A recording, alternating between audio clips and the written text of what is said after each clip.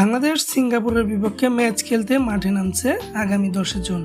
10 June Bangladesh বনাম Singapore ম্যাচের বাংলাদেশের সেরা একাদশটা কেমন হতে পারে তাই নিয়ে থাকছে আমাদের এখনকার ভিডিও। তো গোলকিপার হিসেবে আমার চয়েস মিতুল মার্মা এবং 2 সেন্টার ব্যাক তারেক কাজী এবং তপু বর্মন।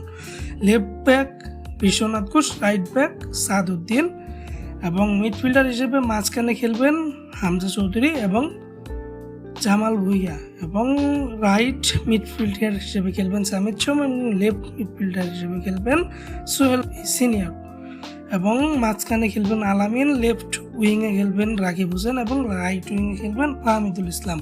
তো এই হচ্ছে আমার সাজানো সেরা একাদশ। এখানে আমি চাইলে অনেকটা পরিবর্তন করতে পারতাম, তবে কোচ হাবরেরা এবং বাংলাদেশ ফুটবলে এই মুহূর্তে যে সিন্ডিকেটটা সোচ্চার রয়েছে তার কথা চিন্তা করে আমি চাইলেও তেমন কোনো একাদশ সাজাতে পারছি না, কেননা এই জায়গায় বেশ 3-4টা চেঞ্জ আনা দরকার ছিল। তো আপনার কি মনে হয় বাংলাদেশের সেরা একাদশ কেমন হতে পারে সেটা সিন্ডিকেট বাদ দিয়ে সেটা অবশ্যই কমেন্ট বক্সে কমেন্ট। স্পোর্টসের সব ধরনের আপডেট সবার আগে পেতে আলফা স্পোর্টসকে সাবস্ক্রাইব করবেন। ধন্যবাদ।